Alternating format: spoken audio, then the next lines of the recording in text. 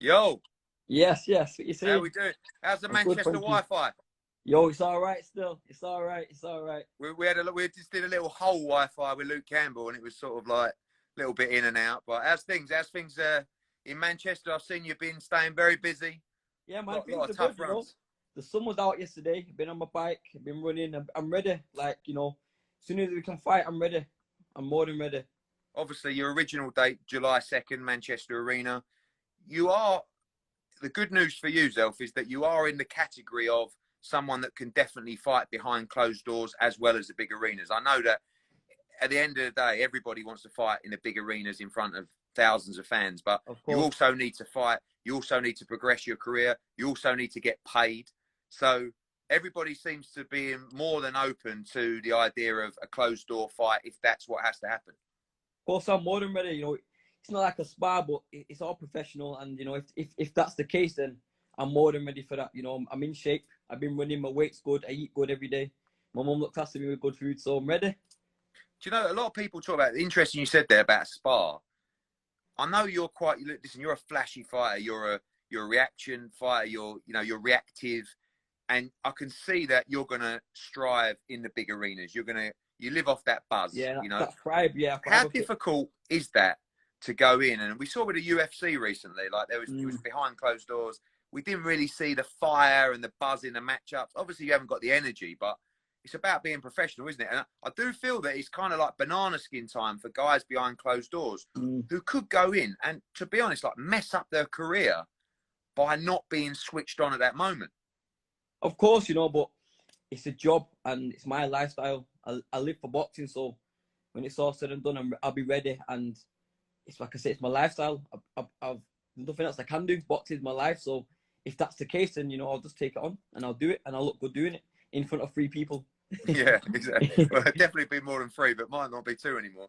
Listen, Yeah. when I remember that, obviously you joined us recently. I'm delighted to have you as part of the Matchroom Sky Sports, the Zone team. Um, I watched you for a long time coming through, and when you watch other fighters who are with other promoters, you sort of think to yourself, you're trying to convince yourself and say, "Nah, he ain't all that.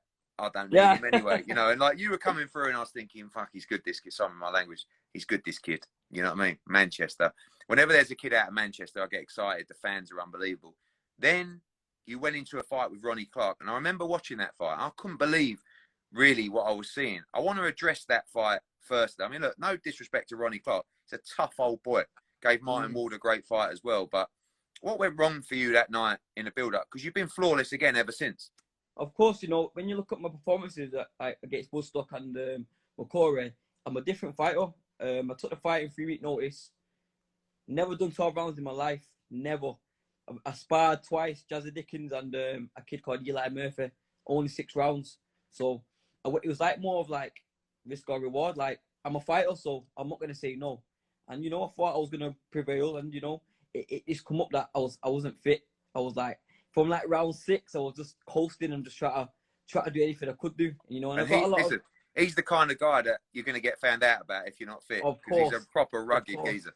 of course, and like, I wouldn't change it for the best, because it's maybe who I am today. It's maybe the man I am today, maybe the fight I am today. So I just know now preparation is key. And I believe I'm the best in my weight division.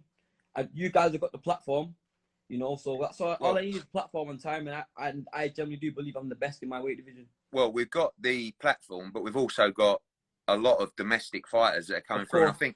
I think it's such an interesting time, because when you look at where you're sitting at the moment, you're sitting at that on that domestic ladder, right? So you're Commonwealth champion. You're of the guys that are not yet on the world level or chasing the world level. You're arguably top of the tree in the division. Then you've got guys that probably look at you and say, "Man, I don't really want Zelfa Barrett. I want the world title shot." And I look at guys like Martin Ward. I look at guys like John O'Carroll. These kind of fights. Mm. I mean, you were at the Quid Carroll fight. Mm. And you've got to be chasing those guys now, haven't you? That are Of going course. past domestic level. What's your thoughts on the likes of Martin Ward and John O'Carroll, To be particularly? honest, I like John Carroll looked good against Quick. He improved since his last fight. And Martin J was a very good boxer, but you know, I really don't, but I believe that I'm on their level or a level above, because I won't be here and I won't be dedicating my life if I didn't think that my skill set, I've got more ability than more of these fighters, even some of the American fighters. I generally do believe in myself. So, you know, like I said, all I need is preparation. I believe I've got my skill sets world level. I believe it. My knockouts are looking good. Like, you Good. know, Well, let's talk about world level. For me, like when I'm planning your career out right now, it's all about momentum, which is difficult right now, but it won't be once we start back up. It's about profile. It's about getting people talking about you, but it's about moving you up the levels at the right speed. Let's talk about the top of the top.